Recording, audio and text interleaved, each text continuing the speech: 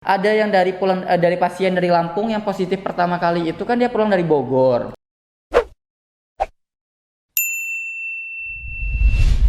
Ke Bogor ngikutin seminar, kalau nggak salah ke seminar gereja gitu ya, kalau nggak salah ya. Jadi betul. di sana ternyata terpaparnya di Bogor. Ya, acara besar itu ya. Acara besar itu kan ada yang pulang ke Magelang ya kalau nggak salah. Betul ya. Yang di Magelang itu juga positif ya. Positif juga. Nah, ketika pulang ke Lampung itu si bapaknya emang ngeluh sakit batuk demam. Nah, berobatlah ke dokter, salah satu dokter yang buka praktek ya kalau nggak salah. Di Korpri gitu ya dokternya. Di daerah di situ. Lalu si dokternya itu mungkin merasa karena bapak itu tidak ada riwayat ke Cina atau gimana gitu ya. Keluar negeri tidak ada, cuma ke Bogor yang waktu itu memang belum terlalu menjadi concernnya si pemerintah atau dinas kesehatan gitu ya. Lalu datang ke situ berobat, nah ternyata disuruh pulang, dokternya dikasih obat biasa, obat batuk biasa kalau nggak gitu salah ya. Lalu pas pulang beberapa hari kemudian datang keluarganya, nah keluarganya juga melaporkan bahwa itu nggak sembuh-sembuh. Nah dirujuklah ke rumah sakit, ya mungkin ya rumah sakit rujukan COVID kali ya, ke Adam Malik atau gimana? Ke Abdul Muluk salah. Ke Abdul Muluk, nah di sana ternyata positif. Nah dari situ kan salah satu bentuk pencegahan kita bahwa COVID ini supaya tidak menyebar semakin luas itu adalah siapa yang terpapar dengan si pasien tadi, maka itu harus diisolasi. Ya, makanya isolasi mandiri atau kalau misalnya belum menunjukkan gejala mungkin bisa isolasi mandiri. Bisa isolasi mandirinya. Jadi dokternya itu kalau nggak salah tidak boleh diusahakan istirahat di rumah saja, lalu keluarganya juga disuruh istirahat di rumah. Lalu si keluarga dari pasien juga disuruh istirahat di rumah. Ya, gitu jadi isolasi juga. Isolasi diri. Nah, untuk melihat gejalanya. Sepertinya sih tidak ya, dokter itu tidak menunjukkan gejala atau gimana. Saya kurang paham, tidak terlalu mengupdate. Yang jelas yang kasus positif itu tadi kan kita bilang bahwa ketika ketemu dengan tenaga kesehatan, tolong jujurlah apa yang sudah dilakukan sebelumnya, baik jalan ke luar negeri atau tidak, itu tolong dibilangin ke perawatnya, karena perawat atau dokternya. Karena kasihan tenaga medisnya, baik itu perawat, dokter, orang apalagi yang analis kesehatannya, itu yang garda terdepan yang terpapar dengan kita koreksi garda terdepan ini kayaknya Pak. Jadi sebenarnya garda terdepan itu bukan nakes sih Pak, bukan tenaga kesehatan. Nah, jadi sebenarnya garda terdepan itu kalau kita logikakan itu adalah masyarakat sendiri. Nah, kita logikakan ketika masyarakat itu menjaga kesehatannya, maka dia nggak akan ke dokter. Nah, tapi kalau dia nggak menjaga kesehatannya, maka dia akan ke dokter untuk ditangani. Nah, berarti kan seharusnya dokter adalah second layer. Iya, second layer atau garda terakhir malah. Garda terakhir. Tapi mungkin maksud saya itu garda terdepannya dalam terpapar virus pertama. Betul. Maksudnya dia oleh pasien. Oleh pasien. Jadi ketika pasien datang, dia yang pertama datang. Dia yang pertama dapat. Mulai dari pasiennya itu batuk-batuk kecipratan dia, atau gimana, makanya kayak APD, masker, kaca glove itu semua sebenarnya yang butuh itu adalah tenaga medis. Betul, saya bilang. Itu yang ketemu semuanya. Ketemu pasien kalau pasiennya benar COVID. Kalau pasiennya tidak COVID hanya batuk biasa, is okay, tidak masalah. Kalau saya benar-benar COVID, dia bawa pulang, dokternya itu pulang ke rumah, bawa ke rumahnya, kasihan sebenarnya. Nah, mungkin ini yang kita bahas tadi Pak, nggak hanya orang tua saja yang bisa terpapar, anak muda bisa juga terpapar. Bukan masalah nanti dia sakit atau tidak, tapi bagaimana dia membawa. Iya, membawa kemana-mana. Jadi mungkin kalau teman-teman di rumah pede nih, wah gue masih muda nih, tadi masih teenager gitu ya, sistem imun atau tentara kita sangat kuat, dipersenjatai kuat banget gitu ya, tapi kita itu tidak tahu bahwa kita itu agen penular. Ya, agen penular yang tidak terdeteksi oleh orang lain. Gitu. Agen penular. Kita merasa kayak wah sehat nih, aku udah berinteraksi dengan banyak orang misalnya di Jabodetabek gitu ya, nggak merasa sakit. Padahal sebenarnya dia itu membawa kuman-kuman tadi gitu ya, membawa virus tadi ke orang lain, ke keluarganya, ke daerahnya. Makanya kenapa kita nggak boleh istilahnya takabur ya. Iya, takabur tidak boleh. Meskipun misal kayak kita sekarang karena kita tahu tentang COVID ini, tahu tentang SARS-CoV ini, bukan berarti kita harus jumawa sombong bahwa gue tahu, gue nggak takut, enggak juga. Jadi walaupun kita kayak keluar sekarang, kita ngomong di depan ini, kita juga sudah aware. Misalnya habis ngomong kayak gini, kita misal kayak ini bersentuhan, cuci tangan atau bagaimana. Lalu kesana sudah menunjukkan gejala-gejala, kita mengisolasi diri, nggak usah ketemu orang gitu ya. Kayak seperti saya dulu memang saya rutin mengkonsumsi beberapa vitamin gitu ya. Tapi sekarang menjadi lebih intens gitu ya. Kalau dulu kan agak-agak lupa minum. Kalau ingat minum, kalau enggak gitu ya, sekarang rutin pagi, terus sebelum tidur, lalu minum madu ya. Saya sih nggak terlalu Islamic center banget ya. Misalnya nggak Islamic banget gitu ya. Jadi nggak itu banget. Tapi setidaknya mulai sekarang kita mungkin mengamalkan apa yang sudah, kalau yang Muslim itu ya, yang Rasulullah dulu teknik pengobatan Rasulullah terapkan gitu ya. Misalnya mengkonsumsi kurma, madu, habatus sauda gitu ya. Memang bersuci ya. Ya bersuci, tayamum gitu ya. Tayamum, bersuci, wudu gitu ya. Sebenarnya kalau memang dari Islam sebenarnya kita berwudu 5 kali sehari. Ya, dasarnya sudah ada sebenarnya. Kalau tidur juga kan kalau tidur kan disuruh beresin geprak dulu, ngebersihin kasur, bantal. Karena juga misalnya kayak bantal itu juga merupakan sarang terjadinya proses penularan sebenarnya. Misal gini ya, dia sebagai karier gitu ya. Dia tidurnya ngences gitu ya, meleleh pagi-pagi ngences di bantal. Terus datang anaknya, mama, kata gitu, pinjol bantal, bawa nonton sambil nonton TV, sambil golek-golek depan TV. Kehirup ya kan, pas lagi enak, bau liurnya enak gitu ya kan. Ada anak kecil yang suka bau liuran, sedap gimana gitu, sedap malam gitu ya. Terus itu dibawa, itu salah satu bawaan juga, virusnya mengendap di bantal. Bahkan kalau seandainya pun nggak usah kita ngomong virus ya, sarung bantal kan harus dicuci rutin ya, harus dicuci rutin. Misalnya kalau yang jerawatan kayak saya itu jerawatan, malah ketika saya ke dokter kulit itu dibilangnya sarung bantal itu dicuci sering-sering karena sarung bantal itu yang membuat jerawat itu di daerah pipi, leher itu paling banyak gitu ya. Nggak usah lah jerawat, maksudnya kalau kita bilang jerawat ya kan, ini virus, artinya kan sarung bantal harus rajin dicuci.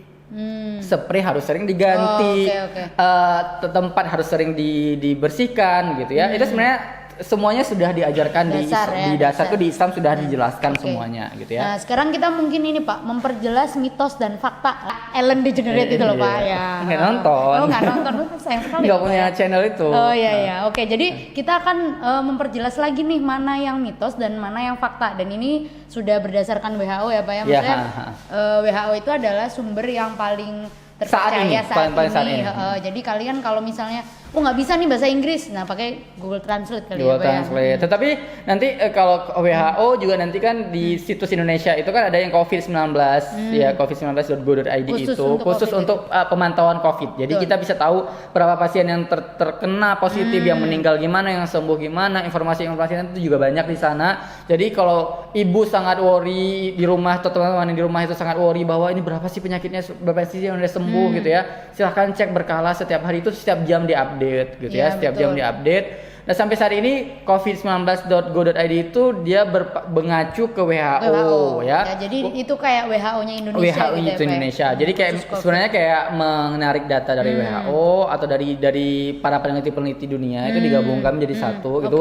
Baik dari peneliti biologi, kesehatan, dan dari virologi gitu ya, atau dari GIS ya, bantuan dari GIS, orang geografi, orang geomatika juga membantu dari segi pemetaan di mana lokasi-lokasinya, orang informatika, orang komputer, software-nya itu banyak. Itu saat ini terlihat bahwa semua orang sangat aware terhadap COVID-19, wabah ini yang menjadi pandemi. Semuanya saling bekerja sama, saling membantu supaya wabah ini tidak menjadi semakin meluas dan semakin lama. Apalagi kita mau puasa. Betul. Ramadan ini ya. Ramadan.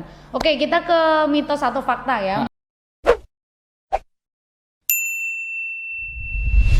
Mungkin nanti dari sini teman-teman juga bisa meng-cross check apakah informasi yang diterima selama ini itu benar atau hanya mitos aja gitu ya. Nah, oke, kita bacain satu-satu nih ya.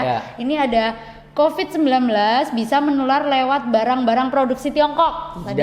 Fakta.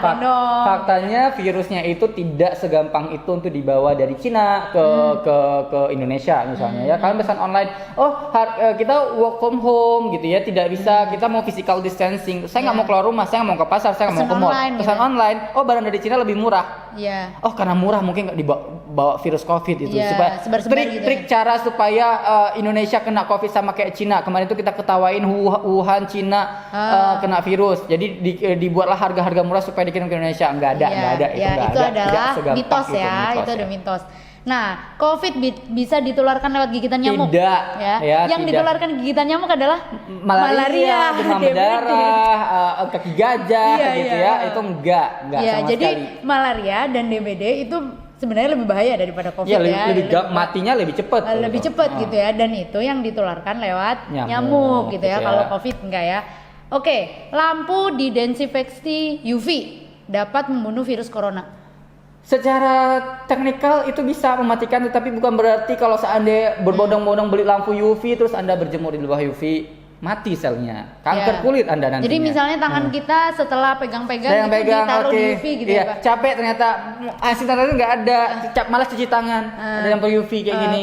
Besok-besok tumbuhlah beberapa macam kulit-kulit tambahan itu gitu bisa ya. kanker kulit. Jadi memang dia itu bisa mematikan virus ya Pak ya, tapi di benda-benda yang padat gitu ya. Benda-benda mati. Benda-benda mati, bukan tangan kita. Bukan tubuh kita. Sinari UV gitu ya. Ala mau tanning gitu bukan? Nggak bisa itu, nggak bisa digunakan ya. Nggak bisa ya. Oke, menyemprotkan alkohol atau klorin ke seluruh tubuh dapat membunuh virus corona. Ke seluruh tubuh Pak? Ke seluruh tubuh terus dapat membunuh corona. Tidak ada penelitian yang mengatakan bahwa kita semprot alkohol bisa mati, ya. Tetapi kalau seandainya ceritanya virusnya udah masuk ke tubuh kita, misalnya gini ceritanya, virusnya masuk ke tubuh kita, aduh udah batuk, udah demam-demam, terus ya, oke, gue mandi alkohol, ya, gue kayak Raya, gue punya alkohol berpuluh-puluh liter, gue mandi alkohol, terus gue sembuh enggak, ya kan? Yang sudah masuk ke tubuh kita, ya kita nggak bisa ngapa-ngapain lagi selain di treatment oleh tenaga medis, gitu ya, bisa dengan obat-obatan tadi yang kita nggak tahu apa itu, saya nggak ngerti ya obat-obatan itu apa. Jadi intinya kalau kita terpapar virus atau terinfeksi, bukan tubuh kita disemprot alkohol atau desinfektan, tapi kita pakai obat gitu ya. Jadi kita bukan mandi atau berenang di alkohol, berenang di alkohol gitu enggak ya. Jadi itu adalah mitos ya Pak ya. Mitos, tapi kalau seandainya ingin mencegah supaya kan tadi ceritanya masuk virusnya melalui dari segitiga ini kan, dari mulut, hidung, mata. Nah, itu ya, segitiga itu. Jadi itu supaya virus yang nempel di tangan itu enggak nempel. Pas kita rauk-rauk kayak gini enggak nempel di sini. Itu setidaknya itu meluruhkan apa yang menempel di tangan. Kita nggak tahu apa yang menempel di tangan kita. Bisa virus, bisa bakteri, bisa jamur. Karena itu juga misalnya bakteri dan jamur masuk ke tubuh kita itu bisa menurunkan imunitas tubuh kita, malah timbul penyakit yang lain. Datang COVID lebih mudah masuknya. Nah, itu sebenarnya arahnya ke sana. Kita hand sanitizer, cuci tangan, arahnya ke sana sebenarnya. Kalaupun ada virus yang menempel, luruh dengan air, luruh dengan sabun karena komposisi lipid tadi. Ya, tapi intinya bukan orang yang terinfeksi disemprot alkohol. Enggak, bukan. Ya. Oke, jadi itu adalah mitos ya. Ya, mitos. Tapi yang dilakukan oleh Bu Risma di Surabaya itu dengan cara box desinfeksi, itu salah satu caranya mencegah. Betul, pencegahan supaya abis jam melakukan aktivitas di luar ketika pulang ke rumah nggak bawa ke rumah. Betul. Nah, itu kan ada box, terus habis itu kita sebelum pulang gitu ya, nyemprot di situ lewat situ dulu gitu. Dan itu lebih efektif untuk pencegahan gitu ya. Ketika orang yang sudah terinfeksi, itu beda lagi nanti penanganannya ya. Oke, hewan peliharaan di rumah menyebarkan COVID, Pak. Enggak, kalau hewan itu nggak main-main ya. Kalau hewannya itu nggak main-main kemana-mana, enggak.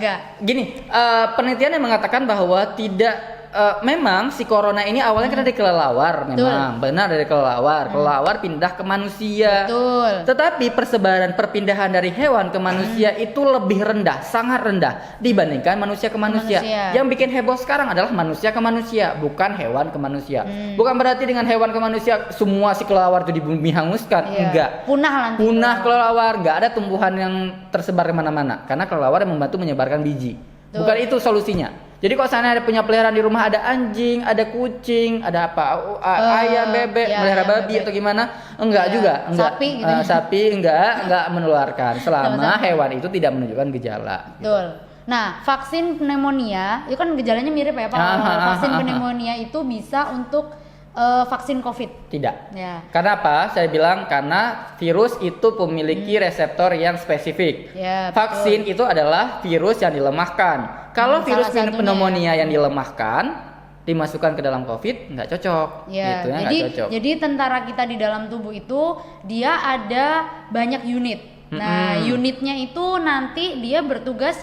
Unit 1 menghadapi virus, unit 2 menghadapi bakteri, unit 3 menghadapi parasit. Ada cacing gitu ya. Nah, jadi banyak unitnya. Artinya ketika unit itu hanya menghadapi virus, berarti dia tidak akan bisa menghadapi bakteri. Artinya beda ya. Artinya unit kita itu spesifik ya terhadap musuh-musuh itu. Iya. Nah, oke. Terus kemudian membilas hidung Anda dengan larutan garam dapat membantu mencegah infeksi COVID, Pak. Oke, ini yang paling heboh kemarin ya. Iya, iya.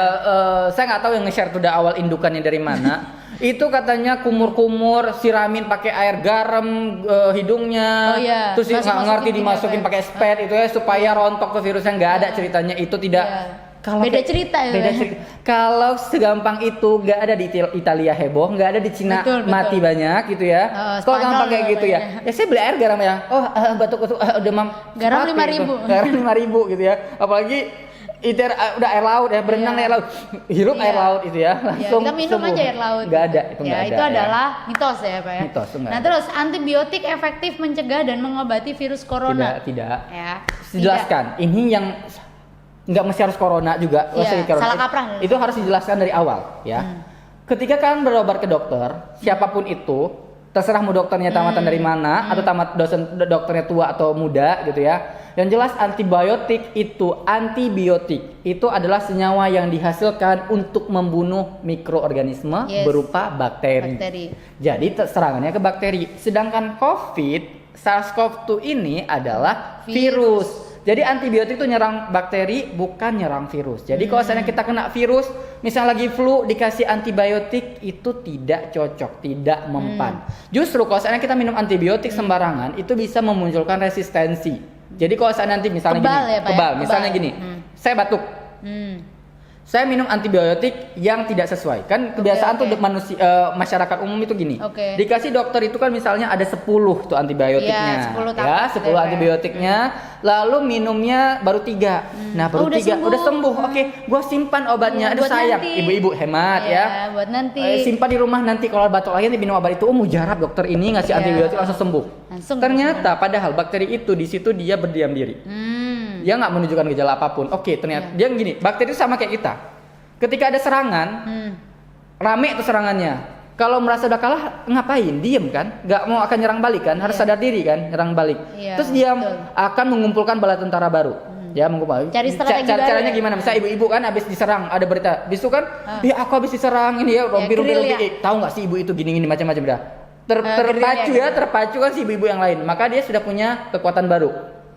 Maka muncul lagi batuk selanjutnya. Batuk selanjutnya itu lebih oke. Kenapa? Dia udah tahu kuat ya, Pak, ketika gua tadi memunculkan efek, maka dikasih obat ini. Gua harus kenal obat ini. Obat ini harus gimana? Nah, ketika nanti muncul baru, dia udah siap sedia. Ketika dia minum obat lagi yang disimpan tadi yang baru diminum 3, masih ada 7 lagi gitu ya. Nah, ketika diminum lagi itu udah nggak mempan dikenalnya itu siapa sih dia itu jadi makanan gue gitu ya. Jadi udah tahu lah ya, udah tahu dah gampang untuk ngedobrak dia itu. Karena si bakteri itu bisa memodifikasi tubuhnya dengan gampang. Betul. Nah kalau misalnya kita mau ngasih antibiotik ke virus ya nggak cocok sama sekali. Sesama bakteri aja kalau seandainya dia bisa resistensi nggak mempan, apalagi ke virus. Mungkin kecuali gini Pak, kita batuk ya flu ini dikasih antibiotik karena mungkin takutnya ada second infection. Nah jadi ada mungkin second infection itu bahasa lampunya mungkin infeksi kedua ya Pak. Infeksi pertama kita flu. Nah, karena mungkin kita punya imun yang lemah, takutnya kita kena infeksi bakteri, baru kita dikasih antibiotik gitu. Makanya kalau tapi harus sampai habis ya Pak ya. Makanya kalau ada dokter yang baik misalnya gini ya, dokter yang saya nggak tahu, saya pernah datang ke dokter itu. Jadi ketika saya berobat, disuruh pulang dulu, istirahat, dikasih paling paracetamol ya waktu itu kalau saya demam. Nanti kalau saya 3 hari masih menunjukkan batuknya belum sembuh, nanti kembali ke sini. Nah, di situ dia baru kasih antibiotik. Selalu bahkan selalu dokter itu berpesan, habiskan ya antibiotiknya walaupun sudah sembuh. Makanya kalau ibu-ibu di rumah itu semuanya kalau dikasih antibiotik sama dokter itu disembuhkan dihabiskan. Jadi walaupun baru 3 butir udah sembuh, misalnya ada 10 itu dihabiskan sesuai meskipun dengan udah sembuh dokter. Makan aja semuanya ya. Ibaratnya kita mematikan semuanya dari sampai ke akar-akarnya. Tapi ingat, kalau seandainya di flu atau sakit yang disebabkan oleh virus nggak cocok pakai antibiotik. Ya, maksudnya bukan itu penanganannya gitu ya. Oke, nah selanjutnya ini Pak, bawang putih membantu mencegah infeksi virus corona. Belum ada penelitian yang mengatakan vampir nggak bisa berarti makan ini. Apa? Vampir nggak bisa. Vampir emang udah ketakut juga ya. Vampir nggak kena corona kalau ini benar gitu ya. Jadi kan dia turunannya kelelawar ya. Jadi kalau seandainya katakan bawang putih bisa membunuh corona, belum ada penelitian yang mengatakan seperti itu, walaupun sebenarnya si bawang putih memiliki sifat antibakteri. Antibakteri, antiinflamasi. Jadi nyerangnya ke bakteri gitu ya. Nah, terus next. Nah, ini banyak mungkin ya? kebalikan. Ini terakhir ini Pak kayaknya. Kebalikan dari cuaca panas kan kemarin kan sempat heboh juga tuh ya kan, ini hoax panas. juga, sombong di Indonesia sampai beberapa pemimpin kita mengatakan nggak mungkin datang Indonesia, kan virus itu takut, negara tropis panas. Ya. Jadi dia itu sebenarnya bukan mati dalam tanda kutip. Oh ya, inaktif atau rusak proteinnya atau apalah jadi itu. Kalau suhu panas tadi tetap kena ya gitu ya. Gimana suhu dingin, Pak? Suhu dingin ya sama aja. Sama aja. Jadi dia hanya inaktif alias seperti dormansi gitu ya. Misalnya gini, kalau saya pun secara logika ya, misalnya pun dibilang kalau kita ini sangat dingin banget gitu ya, serasa dunia Antartik gitu ya. Tapi kan nanti ketika nempel di tubuh manusia kan hangat, maka dia akan aktif. Secara logika ya. Jadi kenapa vaksin virus itu sebenarnya dia itu ditumbuhkan di suhu yang di bawahnya tubuh manusia. Nah, jadi misalnya suhu tubuh kita 37 ya, 37,2 gitu. Dia ditumbuhkan di 31, 28. Nah, dia jinak berarti ya. Nanti dia akan dimasukkan sebagai vaksin gitu. Nah, jadi seperti itu. Jadi dia bukan dimatikan gitu tapi jadi inaktif ya. Iya, inaktif. Jadi kalau saya dibilang bahwa suhu panas akan mematikan, suhu Lampung yang sangat panas kerontang ini mati, nggak ada. Makanya jangan sombong dulu kemarinnya Indonesia gitu ya.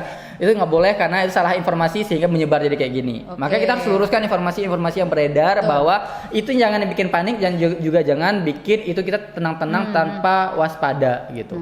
Oke, mungkin ada pertanyaan kan ini ceritanya ada pertanyaan tadi ya live di Instagram ya. Baru kali ini loh saya live di Instagram dan banyak penontonnya. Tidak lengkap tanpa ada pertanyaan gitu kan. Kayak cem-cem selebgram gitu kan ya. Iya, ya ampun. Ayo. Lama hidup di benda mati virus COVID-19. Tadi udah kita jelaskan ya bahwa beberapa tempat di benda mati, misalnya di meja itu ada 4 hari, di aluminium itu 8 jam, di besi itu 48 jam, di kaca 4 hari, di plastik 5 hari, lalu di yang paling cepat itu di sarung tangan 8 jam ya, sarung tangan sama aluminium, barang-barang berhubungan dengan aluminium cuma 2 sampai 8 jam itu akan mati. Kayu 8 hari, kertas 4 sampai 5 hari gitu ya. Kita harus nyontekan karena kita nggak hafal juga. Apakah benar jika berjemur dan terpapar matahari dapat mematikan virus corona? Ini Bapak Ibu, enggak. Jadi sebenarnya ketika kita berjemur di matahari, anjuran dari Dinas Kesehatan, pemerintah itu adalah untuk meningkatkan vitamin D. Jadi sebenarnya gini, di bawah kita itu ada provitamin D. Nah, matahari berjemur, sinar matahari sebagai prekursor untuk mengaktifkan provitamin D di bawah kulit menjadi vitamin D. Ketika vitamin D kita ibaratnya vitamin tersuplai dengan baik, maka imunitas tubuh kita akan naik. Bagus. Nah, jadi bukan kita tadi kena berjemur virus terus berjemur kena UV mati gitu. Bakterinya enggak gitu jadi ya. Bukan seperti itu bukan gitu seperti ya. itu. Jadi tujuannya adalah ke imunitas tubuh. Oke, next. Apakah penggunaan masker dan hand sanitizer ini diperlukan jika kita hanya sebentar ke warung? Nggak perlu. Kalau saya bilang nggak perlu. Tapi habis pulang dari warung langsung cuci tangan. Cuci tangan 20 detik pakai sabun, ya. Jadi sebenarnya hand sanitizer itu kan digunakan jika tidak ada air. Nggak ada air, nggak ada sabun di luar gitu ya. Kita keluar antah berantah misalnya ya. Nah itu baru pakai hand sanitizer. Jadi bukan dikit-dikit cerot. Nah, maka itu justru malah membunuh yang ada di tangan kita ya, Pak ya. Itu yang asli baik di tangan kita. Kalau pakai hand sanitizer itu sebenarnya residu-residu dari yang mati tadi itu masih nempel di sini. Iya, makanya itu sangat efektif tuh cuci tangan memang. Cuci tangan tuh yang terbaik. The best itu sebenarnya.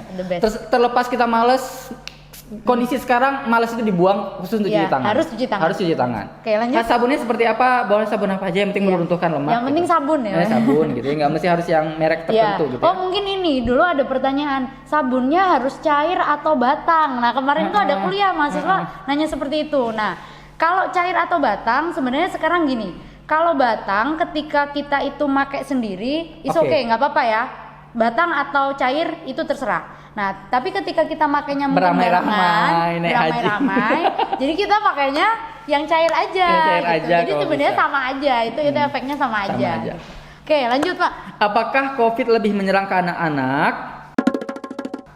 Kalau anak-anaknya main-main, suka-suka hati, ibunya nggak menjaga dengan baik, anaknya tak main-main pasti terserang juga ya pasti terserang. Makanya kita bilang tidak ada batasan umur sebenarnya. Kalau dulu emang betul. awal-awal kena itu memang orang tua sama anak-anak tidak, sekarang tuh sama rata semuanya. Makanya anak-anaknya itu diberi asupan nutrisi makanan yang baik supaya imunitas tubuhnya juga baik gitu ya. Anak-anak senang tidur siang yang baik, tidur malam yang cukup, senang bahagia itu sudah meningkatkan imunitas tubuh dia sebenarnya. Apakah kemungkinan kita kebal terhadap virus COVID setelah terkena cacar air? Enggak ada, cacar air itu beda konsepnya, virus cacar air itu beda, corona beda. Karena tadi dibilang bahwa setiap virus memiliki reseptor yang berbeda. Nah, mungkin yang sekarang lagi diuji itu adalah vaksin TBC digunakan untuk penanganan COVID. Nah, itu di Australia, tapi masih tahap pengujian karena itu lama gitu ya ininya. Tapi yang jelas mungkin maksud pertanyaan itu adalah ketika seseorang sudah dapat vaksin sebelumnya, gini ceritanya mungkin ini gitu ya. Apakah kita kebal terhadap virus COVID setelah kena cacar? Dia habis kena cacar itu. Iya, jadi nggak kena COVID. Heboh di tengah-tengah pandemi itu dia berkeliling-keliling. Itu beda ya, beda cerita ya. Enggak bisa. Tetap resikonya sama seperti yang tidak kena cacar gitu ya. Lalu kalau kita panik, sistem imun kita menurun. Ya, bukan karena panik. Ketika panik itu ujung-ujungnya ke stres. Ketika stres maka itu bisa menurunkan merepress sistem makan tubuh kita. Jadi sebenarnya hidup bahagia, tenang, damai, makan yang bergizi, bukan makan enak, itu sebenarnya sudah bisa meningkatkan imunitas tubuh kita. Hidup bersih gitu juga.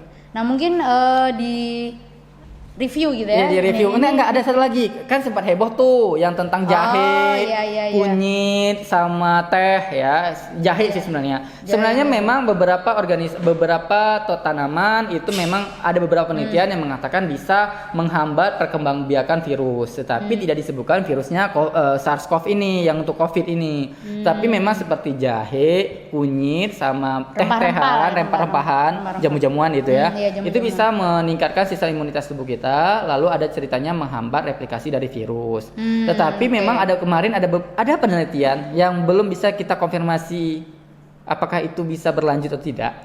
Bukan nakut-nakutin sini sebenarnya ya, yang bagi penonton bahwa jahe itu juga ada resiko untuk meningkatkan proses penempelan COVID gitu ya. Nah, tapi itu masih diperdebatkan. Kenapa? Karena ujinya itu belum sampai ke uji ke virusnya, masih uji secara komputer. Jadi aplikasi komputer gitu. Jadi itu penempelan aja.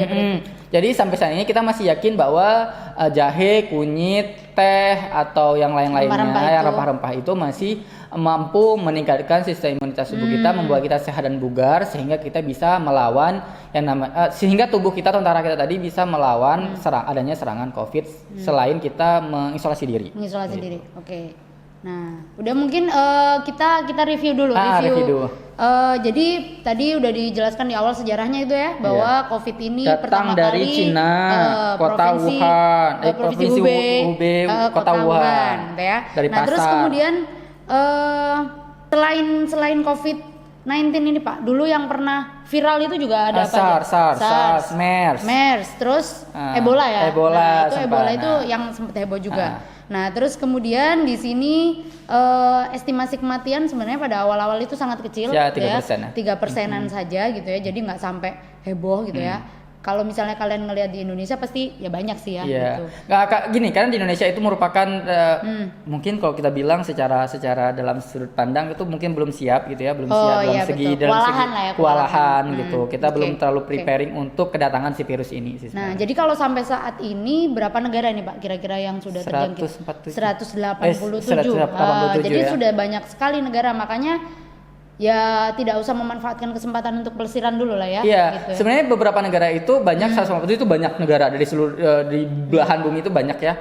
Tetapi setiap negara itu punya treatment yang berbeda-beda sehingga tidak bisa juga ke negara kita membuat treatment yang sama gitu ya. Mereka punya treatment sendiri. Misal Singapura, Vietnam, Filipina udah bagus. Walaupun Filipina negara yang lebih perekonomian lebih rendah di bawah kita, tapi mereka juga bisa menghandle itu. Jadi sebenarnya itu dari segi kesiapan dari dari pemerintah kita dan dari kitanya sendiri. Betul. Mau nggak kita ngikutin saran dari pemerintah kita? Ya intinya tadi harus memperkuat tentara kita dulu ya. Oke. Nah tadi dia itu si virus bisa bertahan di benda-benda dan yang paling lama tadi di plastik ya Pak ya, 5 hari ya. Oke, plastik 5 hari. Nah, terus kemudian gejalanya ada demam, batu, sesak napas, pusing ya. Pusing bisa pusing nah, juga. itu bisa gitu ya. Jadi dari 4 gejala ini nanti tinggal dilihat. Iya, kalau merasa udah agak-agak menunjukkan gejala, silahkan ke dokter lalu mengisolasi diri Anda. Gitu nah, obat-obatan mungkin yang sudah disebutkan tadi tentang penelitian awal tadi itu ada beberapa tentang rempah-rempah, jahe, kunyit, teh, itu bisa untuk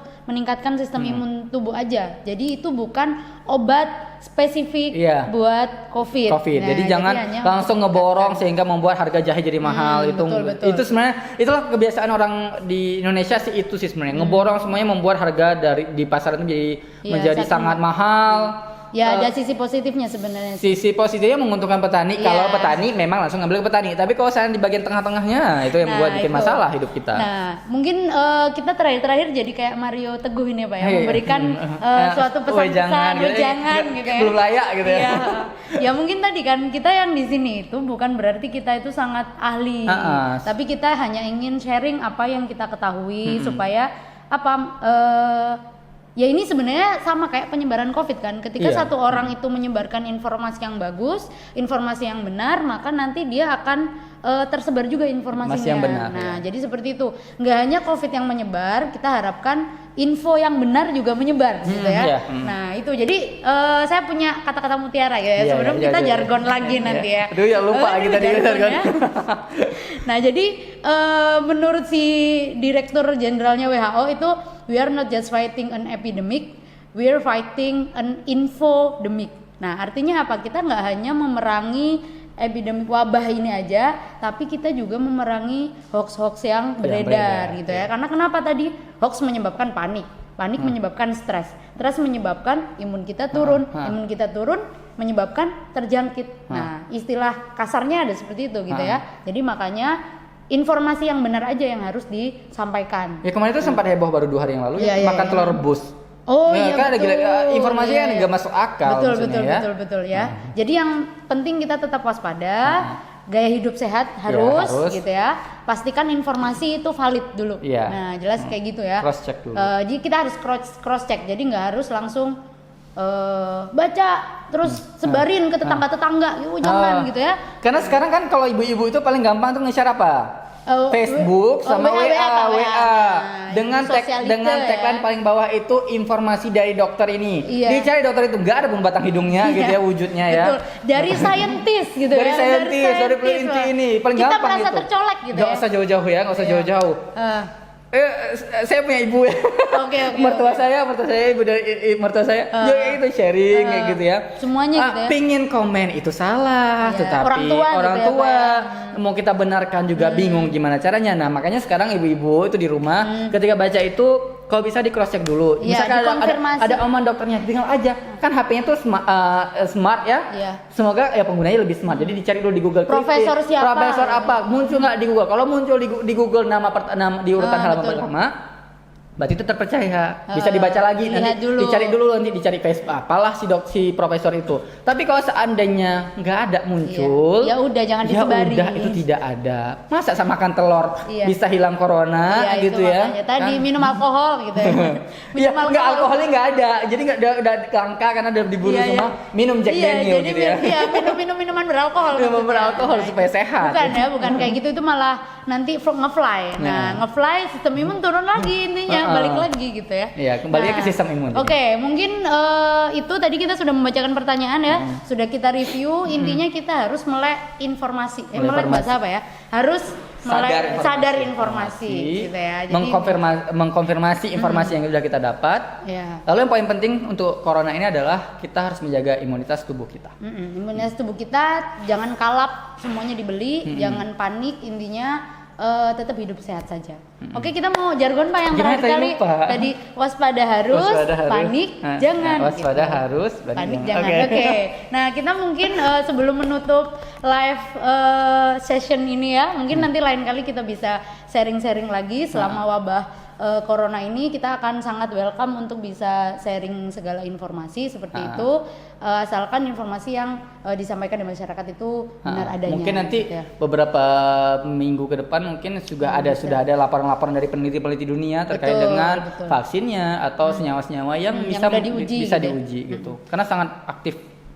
Siap. Oke, kita jargon Pak ya sekarang. Oke. Waspada harus, panik jangan ya. 1, 2, 3. Waspada harus, panik jangan. Terima kasih. Assalamualaikum warahmatullahi wabarakatuh.